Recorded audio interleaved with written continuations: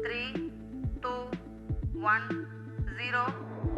14 जुलाई 2023 को इंडिया ने चंद्रयान 3 स्पेसक्राफ्ट को लॉन्च किया, जो 23 या 24 अगस्त को चांद पर जाकर लैंड करेगा। और वहां अगर इसने चांद के एक खास हिस्से की तस्वीर खींच ली तो इसरो दुनिया की सबसे अमीर तरीन स्पेस एजेंसी बन जाएगी। कहा जाता है कि चांद पर पानी मौजूद है। इसका पता सबसे पहले इंडिया की ही एक स्पेस क्राफ्ट चंद्रयान 1 ने लगाया था। इस स्पेस क्राफ्ट को 2008 में लॉन्च किया गया था। इसके बाद नासा ने इस बात को कंफर्म करने के लिए कई स्पेस क्राफ्ट चांद पर भेजे, जिसके बाद इन्हें भी यकीन हो गया कि चांद पर पानी मौजूद है। और अब एक बार फिर से इंडिया ने चांद पर एक और स्पेस क्राफ्ट को भेज दिया है। इसमें एक रोबोट मौजूद है जो चांद की सतह पर लैंड करने के बाद चांद पर घूमेगा और वहां की वीडियो को लाइव चलाएगा। यानी वो जो कुछ भी चांद पर देखेगा इसे इंडिया और पूरी दुनिया के लोग लाइव देख सकेंगे। और फिर जब वो इस जगह की वीडियो बनाएगा कि यहाँ पानी मौजूद है, तो इस वीडियो से इसरो दुनिया की सबसे अमीर तरीन स्पेस एजेंसी बन जाएगी।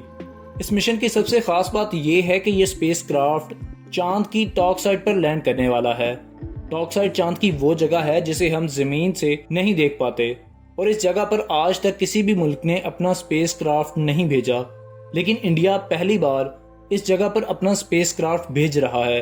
ये चांद की फ्रंट साइड है जिसे हम जमीन से भी देख सकते हैं, और ये बिल्कुल फ्लैट है।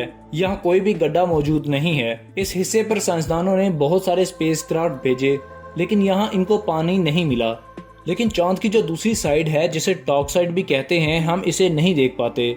वहाँ बहुत बड़े बड़े गड्ढे मौजूद हैं और इन गड्ढों में पानी भी मौजूद है। बहुत सारे लोगों का कहना है कि चांद का कोई भी एटमॉस्फेयर नहीं होता, लेकिन नासा के इल्म के मुताबिक चांद का एटमॉस्फेयर तो है, लेकिन वो बहुत पतला है।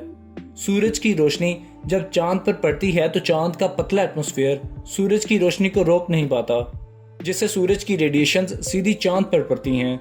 और चांद पर दिन के टाइम गर्मी बहुत ज्यादा होती है, लेकिन चांद पर जो क्रेटर मौजूद हैं वो इतने बड़े हैं जिनके अंदर सूरज की रोशनी बिल्कुल भी नहीं पहुंच पाती, और रात के वक्त चांद पर सर्दी बहुत ज्यादा होती है।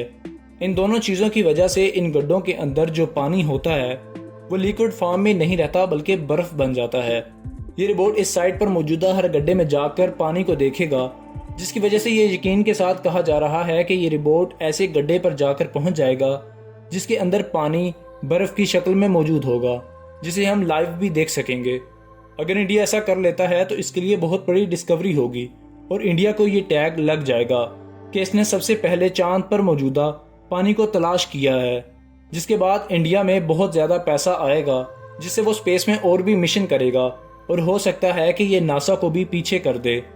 जो पानी इंडिया को चांद पर मिलेगा, इसका इस्तेमाल करके इंडिया और नासा मिलकर चांद पर एक बेस बनाएंगे, जिसमें कई इंसान चांद पर जाकर रहेंगे। अभी तक हम इंसानों को ज़्यादा टाइम के लिए चांद पर इसलिए नहीं भेज रहे क्योंकि हम ज़्यादा से ज़्यादा पानी को चांद पर नहीं लेके जा सकते। असल में जब साइंसदान इंसान को चांद पर भेजने की प्लानिंग करते हैं तो इनकी कोशिश होती है कि स्पेस क्राफ्ट का वजन कम से कम हो। अगर वजन ज़्यादा होगा तो स्पेस क्राफ्ट के साइज को ज़्यादा से ज़्यादा बड़ा बनाना होगा, जिससे फ्यूल भी ज़्यादा इस्तेमाल होगा और स्पेस क्राफ्ट के क्रैश होने के भी ज़्यादा चांसेस होंगे। और अगर चांद पर पानी मिल जाता है तो हम कई महीनों तक चांद पर रह सकते हैं।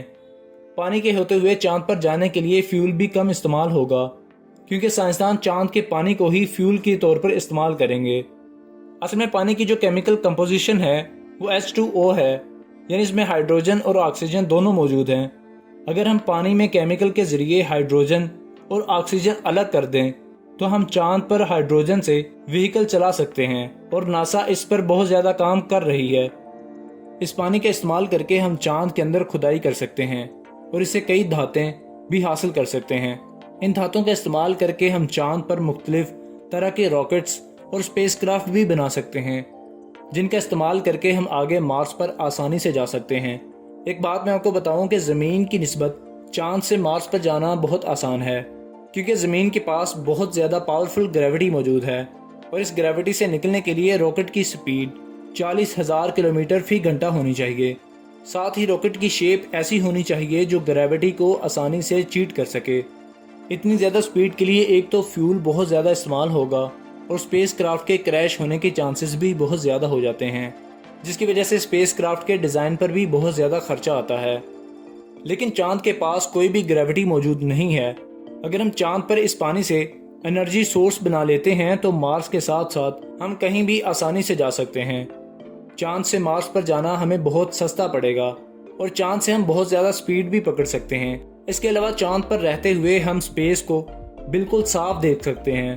زمین پر ہم سپیس کو صاف نہیں دیکھ سکتے کیونکہ زمین کے ایٹماسفیئر کی موٹائی بہت زیادہ ہے، جس میں سپیس سے آنے والی کئی طرح کی روشنی ایٹماسفیئر کے اوپر ہی رہ جاتی ہے اور وہ زمین تک نہیں آ پاتی، جس کی وجہ سے ہم سپیس کے کئی نظاروں کو نہیں دیکھ پاتے۔ لیکن چاند پر سپیس کے سارے نظارے آسانی سے دیکھے جا سکتے ہیں اور چاند سے ہم جوپیٹر کے کئی مونز پر بھی جا سکتے ہیں، کیونکہ ناسا کا کہنا ہے کہ جوپیٹر کے 2 چاند کینیمنڈ اور اویریپا پر پانی موجود ہے۔ اس لیے اگر انڈیا چاند پر پانی تلاش کر لیتا ہے تو وہاں سب سے پہلے مون بیس بنایا جائے گا۔ اس کے بعد اس پانی سے ہائیڈروجن کو الگ کیا جائے گا، پھر وہاں ایک لانچ پیڈ بنایا جائے گا جسے ہم راکٹ کو لانچ کر کے سولر سسٹم سے کہیں بھی آسانی سے جا سکتے ہیں، اور اس پر پیسوں کی لاگت بھی بہت کم آئے گی۔ اور اگر اسپیس کرافٹ نے چاند پر پانی کی تصویر کھینچ لی تو اسرو دنیا کی سب سے امیر ترین ایجنسی بن جائے گی۔ لیکن اسرو کے لیے سب سے بڑی پرابلم اس اسپیس کرافٹ کو چاند پر لینڈ کروانا ہے، کیونکہ چاند پر لینڈ کرنا ہی سب سے مشکل ٹاسک ہے۔ اس سے پہلے چندریان 2 کو بھی انڈیا نے چاند پر بھیجا تھا، لیکن ہاٹ لینڈنگ کی وجہ سے اس کا رابطہ اسرو سے ٹوٹ گیا تھا اور وہ اس مشن میں فیل ہو گیا۔ اب دیکھنا یہ ہے کہ کیا یہ اسپیس کرافٹ سافٹ لینڈنگ کر پاتا ہے یا نہیں۔ آپ کا اس بارے میں کیا خیال ہے؟ نیچے کمنٹ سیکشن میں اپنی رائے کا اظہار ضرور دیجیے گا۔ اسی طرح کے مزید انٹرسٹنگ ٹاپک کے ساتھ ملتے ہیں، تب تک کے لیے ہمیں اجازت دیجیے۔ اللہ حافظ۔